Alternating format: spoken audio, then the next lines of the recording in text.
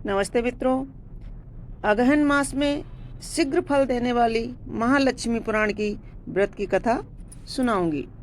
मित्रों, महालक्ष्मी पुराण के अनुसार अगहन मास में महालक्ष्मी का व्रत करने से उसका तुरंत फल मिलता है। इसकी पूजन सामग्री इस प्रकार है। पूजन विधि में सबसे पहले अगहन मास के पहले गुरुवार को प्रातः नहाकर लक्ष्मी जी का पूजन का संकल्प लें। ओम और पवित्र होकर माँ लक्ष्मी जी के पवित्र मंत्रों का जाप करें और फिर लक्ष्मी जी का ध्यान करते हुए माँ लक्ष्मी जी के पूजन की सामग्री एकत्रित करें। पूजन सामग्री में रोली, चावल, मेहंदी, अबीर, गुलाल, सिंदूर, कलावा, यज्ञोपवित्र, धूप बत्ती, अगरबत्ती, गुड़, खिलौना, ऋतुफल, बंधनवार, दूर्वा, पुष्पमाला आदि सब एकत्रित करके माँ लक्ष्मी जी के पूजन की तैयारी करें। पूजन विधि के अनुसार सबसे पहले गणेश जी का पूजन करें और विष्णु नमः विष्णु ओम विष्णु कहते हुए कलश स्थापना करके श्री महालक्ष्मी जी का ध्यान करें। लक्ष्मी जी का आवाहन करके नवग्रह पूजन करके फिर माता जी की कथा सुने। कथा इस प्रकार है। एक समय पराशर मुनि और नारद जी पृथ्वी पर घूमने के लिए निकले तो देखा कि मृत्युलोक में चाहे राजा हो या प्रजा हो सभी धनहीन हैं, जिसके कारण उन्हें घोर कष्ट प्राप्त हो रहा है। दरिद्रता ने उन्हें घेर रखा है। ऐसा देखकर नारद जी पराशर मुनि से पूछने लगे कि हे मुनि श्रेष्ठ, इनकी यह दरिद्रता किस प्रकार दूर होगी एवं इस दरिद्रमय जीवन की मुक्ति किस जप तप व्रत से होगी, हमें बताओ। यह जानने की हमारी प्रबल इच्छा है। श्री पराशर मुनि बोले कि हे प्रिय नारद, आप धन्य हैं जो हमेशा दूसरों के कल्याण के लिए चिंतित रहते हैं।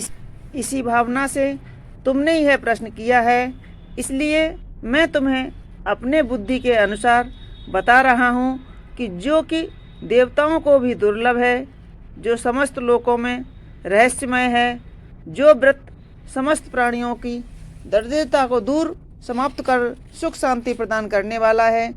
श्री लक्ष्मी जी का एक परम गुण व्रत है। जो भी प्राणी इस व्रत को करेगा वह दरिद्रता से मुक्त हो जाएगा। इसे स्वयं भगवान हरि ने बताया है, उसे ध्यान से सुनो। जो स्त्री या पुरुष अगहन माह की दशमी के गुरुवार को व्रत करेगा, वह व्रत सुदर्शा गुरुवार करेगा, वह लक्ष्मी जी की कृपा से कभी भी दरिद्रता को प्राप्त नहीं होगा। मन से श्रद्धापूर्वक श्री लक्ष्मी जी की आराधना से लक्ष्मी जी अति प्रसन्न होती है। यह अक्षरशः सत्य है। तब नारद जी कहने लगे कि हे मुनि जी, यह व्रत किस प्रकार किया जाता है, इसका विधान क्या है। तब पराशर मुनि बोले, सुनो, मैं तुम्हें इसकी कथा सुनाता हूँ। तुम्हें इसका सारा विधान समझ में आएगा। एक समय लक्ष्मी जी भगवान जगन्नाथ के पास बैठी हुई थीं। तभी उनकी इच्छा घूमने की हुई तो उन्होंने कृष्ण जी से कहा कि हे स्वामी, आज सुदर्शा गुरुवार है। आज भक्त मेरा उपवास करते हैं, बड़ी श्रद्धा भक्ति से मेरा पूजन करते हैं। इसलिए आपकी आज्ञा हो तो मैं जाकर अपने भक्तों की मनोकामना पूरी करूं। तब श्री भगवान ने कहा कि हे प्रिय, तुम्हारी जैसी इच्छा हो वैसा करो। जाओ, नगर की सुंदरता को देखो। सुदर्शा के गुरुवार के दिन तुम्हारी प्रसन्नता को देखने के लिए देव, गंधर्व, नाग आदि लालायित रहते हैं। परंतु तुम एक बात का ध्यान रखना कि कहीं कुछ करना नहीं। जो तुम्हारा व्रत पूजन कर रहे हों उन पर पूर्ण दृष्टि रखना। भगवान की आज्ञा पाकर लक्ष्मी जी नगर भ्रमण के लिए चली जाती हैं, किंतु नगर में कहीं पर भी कोई जगह पर लक्ष्मी जी का पूजन या कोई घर साफ सुथरा नहीं दिखाई देता। किंतु उसी नगर में एक सधुवा नामक शूद्र वहाँ दरवाजे पर दीपक जलाकर उदास बैठी दिखाई दी। उसका घर भी साफ सुथरा दिखा। लक्ष्मी जी वहीं पर खड़ी हो गईं और बोली, आज सुदर्शा गुरुवार का व्रत है, इस नगर में कोई उनका व्रत नहीं कर रहा है। तब सधुवा नाम की स्त्री बोली कि मुझे भी इस सुदर्शा गुरुवार के बारे में बताओ कि यह लक्ष्मी जी का व्रत किस प्रकार किया जाता है, इसका क्या नियम है व विधि क्या है, ताकि मैं इस व्रत को करूं, मेरी निर्धनता दूर हो। तब लक्ष्मी जी बहुत खुश हुई और उसे अपने मुखारबिंद से सुदर्शा गुरुवार के बारे में बताने लगी कि जिस दिन अगहन में 10वीं शुक्ल पक्ष की गुरुवार पड़े या पूरे अगहन माह के गुरुवार, उस दिन प्रातःकाल उठकर पूरे घर को साफ सुथरा करके सुंदर फलों और फूलों से सजाकर दरवाजे पर चौक पूरे लक्ष्मी जी का ध्यान कर फल फूल मेवा के साथ केले के पत्ते का सुंदर मंडप बनाकर उसमें आसन रखकर लक्ष्मी जी की मूर्ति स्थापित करें। एक सूत में 10 गांठ लगाकर लक्ष्मी जी का ध्यान कर जपें, ओम लक्ष्मी नमः। उनकी पूजा धूप दीप से करें। नैवेद्य से खीर पुआ और दूध दही से पूजा करें, जिसमें केला मिलाए के फिर भोग लगाएं। अनेकों प्रकार के फल फूल भेंट चढ़ावें, फिर षोडोपचार से विधि से पूजा करें।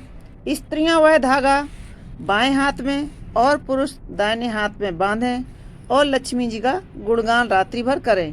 कुंवारी कन्याओं को लक्ष्मी जी का प्रसाद न दें और न ही शरीर में तेल लगावें। इस दिन अन्न को बाहर न फेंकें। जो स्त्रियां प्रतिदिन घर को साफ सुथरा रखकर चूल्हा पोतती हैं, उन्हें लक्ष्मी जी की कृपा कुल के समेत धन वैभव प्राप्त होता है। जब इसका उद्यापन करना हो तो जिस माह में सूर्य कन्या या तुला लगन में हो तो ब्राह्मण को बुलाकर उसका उद्यापन करें। जो इसका उद्यापन नहीं करता है तो लक्ष्मी जी नाराज हो जाती हैं। गरीब व दुखियों को निष्कपट दान करें। प्रतिदिन सोने वाले बिस्तर को उठाकर रखें। जो प्रतिदिन जिस बिस्तर को न उठाते हैं उन्हीं पर सो जाते हैं, वहाँ पर लक्ष्मी जी कभी वास नहीं करती हैं। दक्षिण और पश्चिम की ओर मुंह करके कभी भी भोजन नहीं करना चाहिए, अन्यथा रोग से पीड़ा होती है। और हर स्त्री को अपने पति आज्ञा से ही देव पूजन या अन्य कार्य करने चाहिए एवं ब्राह्मणों व अतिथि कार्य करने चाहिए एवं ब्राह्मणों व अतिथियों का सम्मान करना चाहिए। ऐसे घर में सत्य लक्ष्मी जी का निवास होगा। इस प्रकार सुदर्शा गुरुवार का उपवास करना चाहिए। ध्यान रहे कि जहाँ तक हो सके जिस गाय के गोबर से घर लीपें वह गाय बछड़े की जनी होना चाहिए, एक ही रंग की होना चाहिए और कोई भी लक्ष्मी जी का विधान के साथ अपनी श्रद्धा अनुसार पूजन करे और प्रार्थना करे ताकि धन लक्ष्मी संपत्ति और सुख प्राप्त हो। ऐसा कहकर लक्ष्मी जी वहाँ से चली गईं। अब आगे की कथा सुनो। एक दिन शक्ति के भंडार बलराम जी कृष्ण जी से कहते हैं कि कृष्ण सुनो, तुम्हारी स्त्री का कार्य ठीक नहीं है कि शूद्र के घर जाकर भी स्नान किए बिना ही रसोई तैयार कर हम दोनों का खिला देती है, जिससे हमारा धर्म नष्ट हो जाता है। इसलिए मैं यह सहन नहीं कर सकता हूँ कि रसोई कोई मेरा धर्म नष्ट करे। तब भगवान श्री कृष्ण जी कहने लगे कि धर्म का पालन परमेश्वर का नाम है। सभी जातियाँ अपने अपने स्थान पर महत्वपूर्ण हैं। कर्म किसी के बंधन में नहीं होते हैं, जिसमें कोई बंधन नहीं होता। सुदर्शा गुरुवार का व्रत बहुत ही महत्वपूर्ण है, जिसका सभी लोग बड़े संयम से पालन करते हैं। जो कमला को प्रसन्न करने वाला है मैं सत्य कह रहा हूँ, इस बात को मानो, अन्यथा कष्टों का सामना करना पड़ता है। तब बलराम जी कहने लगे, कहते हैं कि ऐसी स्त्री का त्याग करना ही चाहिए। धर्म कर्म मुझे भी भली भांति पता है। तब कृष्ण जी बोले कि हे कमला, का त्याग कर मेरा मन सुखी नहीं होगा, इसलिए विद्वान को बुलाकर इसका न्याय करना चाहिए। यदि फिर कभी ऐसा हुआ तो सत्य है कि मैं कमला का त्याग कर दूंगा। इस बार क्षमा कर दिया। तब बलराम जी क्रोध में बोले, ठीक है, तुम्हें स्त्री प्रिय है, किंतु मैं अपना धर्म नष्ट नहीं करूँगा, इसलिए मैं दूर चला जाऊँगा। तब श्री कृष्ण सोचने लगे कि एक स्त्री के बाद दूसरी स्त्री मिल सकती है, किंतु भाई नहीं, इसलिए स्त्री का त्याग करना चाहिए। जब कमला घूम कर आई तो कृष्ण जी कहने लगे कि कमला, तुम इसी समय घर छोड़कर अन्यत्र कहीं चली जाओ। अब इस घर के दरवाजे तुम्हारे लिए हमेशा के लिए बंद हो चुके हैं, इसलिए तुम अपने आभूषण और साड़ी लेकर कहीं भी रहो, किंतु मेरे भवन में नहीं। अब लक्ष्मी जी ने कहा कि मुझे मेरा अपराध तो बताओ कि मैं क्यों मुझे निकाला जा रहा है। तुम शायद यह भूल गए हो कि जब विवाह हुआ था तब हमारे पिताजी सागर व वरुण देव के सामने आपने मुझे 10 अपराध क्षमा करने का वचन दिया था, और जुआ में 7 बार जीतने पर आपने मुझे गुरुवार की स्वतंत्रता प्रदान की थी। मेरे भक्तों के लिए आज तुम्हारा वचन असत्य हो जाएगा। तब दोनों भाई डंडा हाथ में लेकर कहने लगे, कुछ भी हो, तुम्हें जाना ही होगा।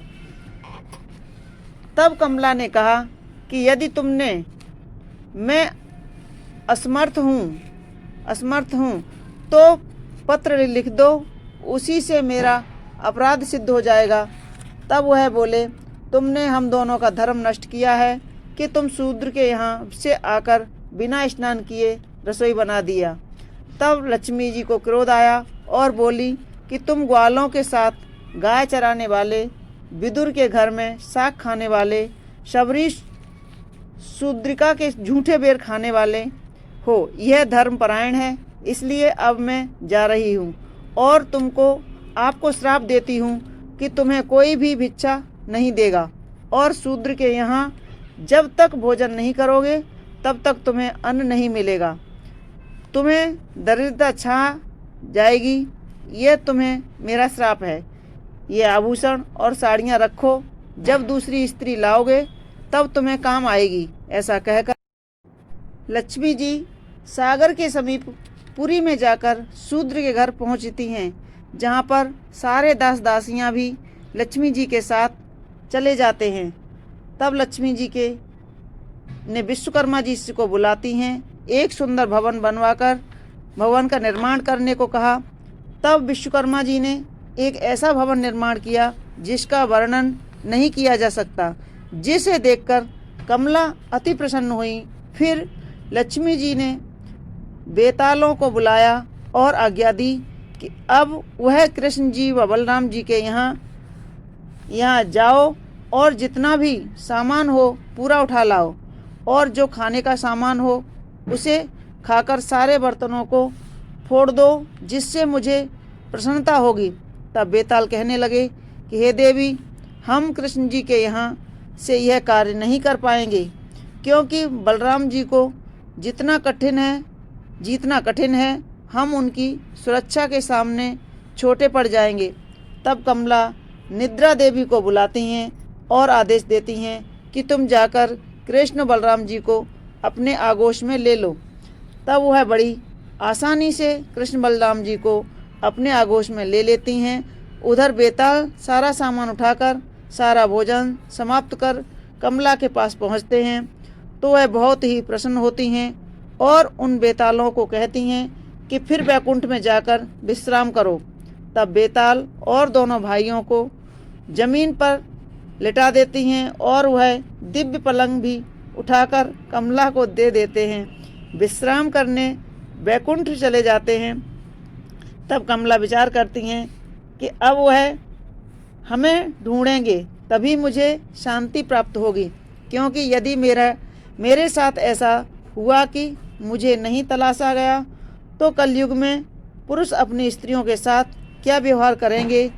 फिर लक्ष्मी जी सरस्वती जी को बुलाकर कहती हैं कि तुम लोगों के कंठ में बैठ जाओ ताकि कोई भी इन्हें भिक्षा ना दे। फिर वरुण को बुलाती हैं, तुम इन्हें जल नहीं देना ताकि ये परेशान हो।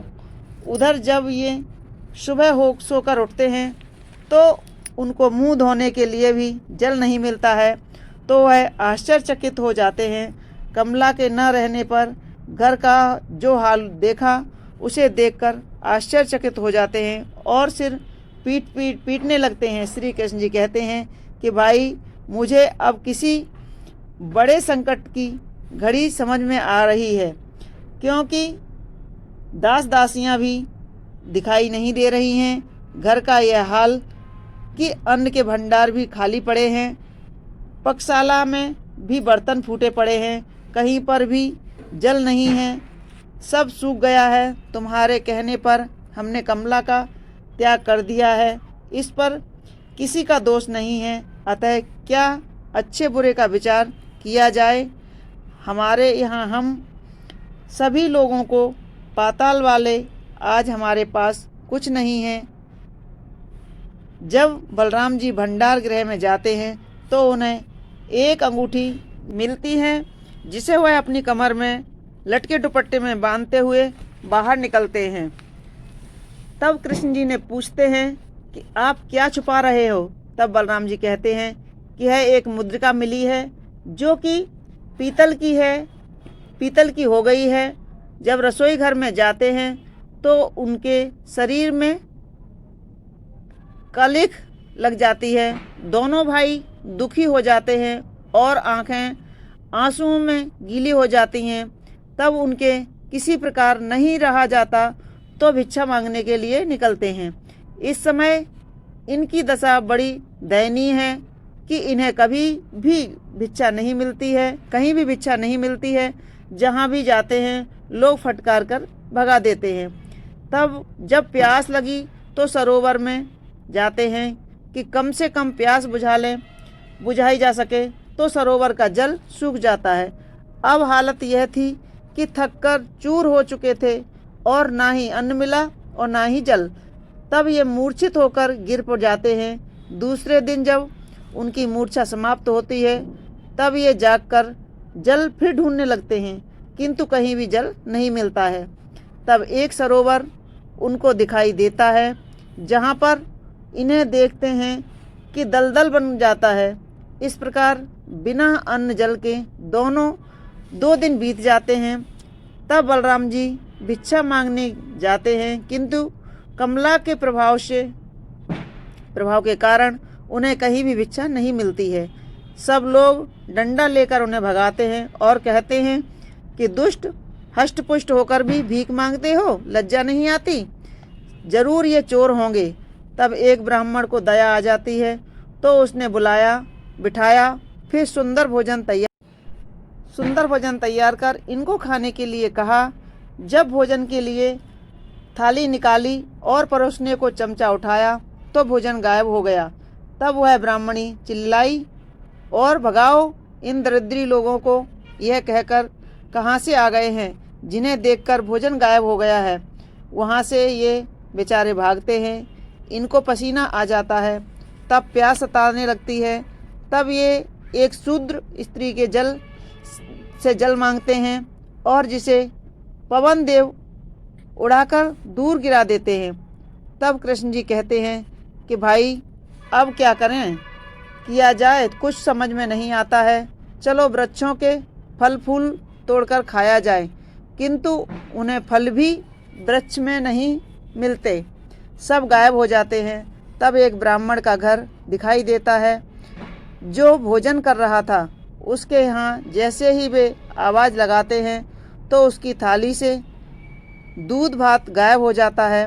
वैसे ही वह चिल्लाता है कि इन दोनों को भगाओ, ये दरिद्री हैं, कहाँ से आ गए हैं, मेरी थाली का भोजन भी गायब हो गया है। इसलिए इनकी आवाज़ सुनते ही गायब हो जाता है।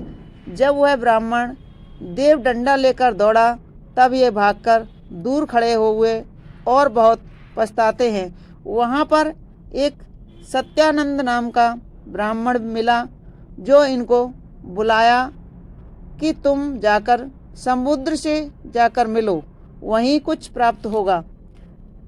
उधर कमला भगवान सूर्य से प्रार्थना करती हैं कि हे सूर्यदेव, तुम अपनी किरणों की गर्मी से ज्वालामुखी की तरह गर्मी कर दो। तो भगवान सूर्य ने वैसा ही किया।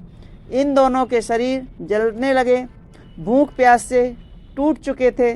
तब कृष्ण जी ने बलराम जी से कहा कि भाई, अब मुझसे और नहीं चला जाता, यदि तुम जा सकते हो तो कुछ करो, नहीं। तब बलराम जी कुछ आगे जाते हैं, जहाँ पर कमला का भवन दिखता है। उसे देख बड़ी विनय सूचक आवाज़ देते हैं। जब अपनी हालत दासी लोगों को सुनाई तो वह कमला को बताती हैं, परंतु कमला बोली, ऐसे दरिद्री को भगाओ। जब बलराम जी भागते हैं तो रास्ते में कृष्ण जी मिलते हैं तो सारा हाल बताया। तब कृष्ण जी बोले, चलो मेरे साथ, वहीं पर भिक्षा मिलेगी। तो बलराम जी बोले कि आगे आपको चलना पड़ेगा। तब कृष्ण जी आगे, बलराम जी पीछे चले। वहाँ पर पहुंचकर वेद ध्वनि से ओमकार शब्द अहम ब्रह्म रूपाय की ध्वनि की तो सारा ब्रह्मांड गूंज उठा, जिससे सुनकर कमला ने दासी को भेजा, इनसे कहो यह घर शूद्र का है, तुम्हें क्या चाहिए? भिक्षा में मेरी महारानी की आज्ञा है कि बलराम जी कहने लगे कि मुझे कुछ भी नहीं, बस एक सीधा चाहिए और एक स्वच्छ स्थान जहाँ मैं भोजन बना सकूं। तब कमला के कथनानुसार उन्हें सीधा देकर स्थान बता दिया, जहाँ पर भोजन बनाने के लिए बड़ी प्रसन्नता से गए। तब चूल्हा बनाकर भोजन का पात्र चढ़ाया तो वहाँ कमला ने अग्निदेव को बुलाकर कहा कि तुम्हारे प्रभाव से अग्नि प्रज्वलित नहीं होनी चाहिए। तो अग्निदेव ने ऐसा ही किया, केवल धुआं ही उठने लगा। तब बलराम जी ने कहा, भोजन बना। तब कृष्ण जी कहने लगे कि भोजन तो दूर, अभी तो पानी भी गर्म नहीं हुआ है। इस पर बलराम जी बोले, तुम हटो, मैं देखता हूँ। तब बलराम जी भोजन पकाने पहुँचे तो चूल्हा फूट गया, फोड़ डाला और पानी डाल दिया। तब यह हाल दासी ने कमला को बताया तो वह मन में कहने लगी कि मेरे स्वामी को बहुत कष्ट दिया है। दासी को बोली, पूछो जाकर, यदि इन्हें हमारे यहाँ का पका हुआ भोजन करना हो तो हम पकाकर दें। जब दासी ने ऐसा जाकर बोला तो बलराम जी बोले कि यदि तुम पकाओ, हम जाति पाति का भेदभाव नहीं मानते हैं। तब कमला ने रसोई में जाकर दिव्य भोजन बनाकर तैयार किया। उधर दासी ने उन दोनों भाइयों को शीतल जल से स्नान कराकर चंदन आदि का लेप देकर सुंदर वस्त्र आभूषण दिए। जब तैयार हो गए तब कमला ने दासी से कहा कि पूछो, इनमें बड़ा कौन है और छोटा कौन है? इन पर बलराम जी क्रोध में आकर कहने लगे कि छोटे बड़े का क्या तात्पर्य है, हमें यहीं भोजन दे दो, पत्तल डाल दो। तब कृष्ण जी बोले कि ये ही बड़े हैं। दासी ने अंदर आकर बताया कि उधर बलराम जी बोले, भाई यहाँ केवल स्त्रियाँ ही हैं, मुझे समझ नहीं आता कि अंदर जाना उचित है या नहीं। उधर कमला के अभाव से कृष्ण जी बोले, भाई मेरी दाई नेत्र फड़क रही है, इसलिए यह भवन भी हमें प्राप्त होगा, अब चिंता न करें। तब कमला ने दासी से कहा कि तुम बड़े को बाहर खिलाओ, मैं छोटे को अंदर खिलाऊंगी। दोनों भाइयों के मनपसंद व्यंजन परोसकर भरपेट भोजन कराया। फिर पान खिलाकर कमला ने दासी से कहा, पूछो तुम्हारी पत्नी कहाँ है, पुत्र कहाँ है। तब दासी ने पूछा कि कृष्ण जी बोले कि अपनी पत्नी को अकारण त्याग कर ही तो तुम्हारे यहाँ भोजन करने को विवश हूँ। अब समझ में आया कि सभी स्त्रियाँ एक जैसी नहीं होती हैं, उनके स्वभाव अलग अलग होते हैं। पतिव्रता स्त्री से ही पतिगृह में सुख संपन्नता रहती है। उसे त्यागने से मेरा जो हाल हुआ है वही होता है। कमला भी उन्हीं में से एक है। तब कमला ने दासी से कहा कि यह घर इन्हीं का है, इसीलिए कहीं जाने की आवश्यकता नहीं है। तब कृष्ण जी बलराम जी से बोले कि इस घर में आने से ही हमें अन्न जल मिला है। इस घर में ही कमला का निवास है, जहाँ दरिद्रता नहीं आ सकती है। इसलिए तुम अब कहीं मत जाओ। यह कहकर कृष्ण जी अंदर गए, जहाँ कमला खड़ी इंतजार कर रही थी। जब देखा तो चरणों को छूकर बोली, स्वामी आपने अपने भाई के कहने पर हमें घर से निकाल दिया था। अकारण ही जिस कारण मुझे निकाला तो शूद्र के यहाँ भोजन क्यों किया? क्या अब धर्म नष्ट नहीं होता है? तब कृष्ण जी बोले, हे प्रिय, यह सब हमारी माया है कि तुम्हारे भक्तों को मान बढ़ाने के लिए किया था। जो स्त्री पुरुष अगहन के गुरुवार सुदर्शा गुरुवार को व्रत करेगा वह कभी भी दरिद्रता को प्राप्त नहीं होगा। सुख शांति हमेशा उसके घर में निवास करेगी। तुमने जिस जगह मुझे तृप्त किया है, इस जगह का नाम जगन्नाथपुरी होगा, जहाँ पर ब्राह्मण वैश्य क्षत्रिय और शूद्र सभी एक साथ एक जगह बैठकर भोजन करेंगे। इसमें किसी प्रकार का कोई भेद नहीं होगा। जो इसमें भेद रखेगा वह मेरे और तुम्हारी कृपा का पात्र नहीं हो सकता, इसमें कोई संदेह नहीं है। ऐसा सुन लक्ष्मी जी बहुत प्रसन्न हुई और इस प्रकार श्री हरि और लक्ष्मी जी का मिलन पुनः हो जाता है, जिस पर देवता भी प्रसन्न हो फूलों की वर्षा करते हैं। तब पराशर मुनि नारद जी को यह कथा विधि पूर्वक सुनाकर वहाँ से चले जाते हैं और स्वयं नारायण को भी इतने कष्ट सहने पड़े लक्ष्मी जी के रुष्ट होने पर। इसलिए इस कष्टों से बचने के लिए एक ही उपाय है जो मैंने तुम्हें बताया है, जिससे चाहे राजा हो या प्रजा हो, जब तक लक्ष्मी जी की कृपा नहीं होगी तब तक किसी भी प्रकार का सुख प्राप्त नहीं होगा। श्री लक्ष्मी महिमा की सुनकर श्री नारद जी प्रसन्न हो जाते हैं और उनका गुणगान करते हुए पुनः नारायण के साथ लक्ष्मी जी का स्मरण करते हुए वहाँ से प्रस्थान करते हैं। श्रीवन नारायण नारायण नारायण। मित्रों, यह थी श्री महालक्ष्मी अगहन मास में किए जाने वाले व्रत की कथा।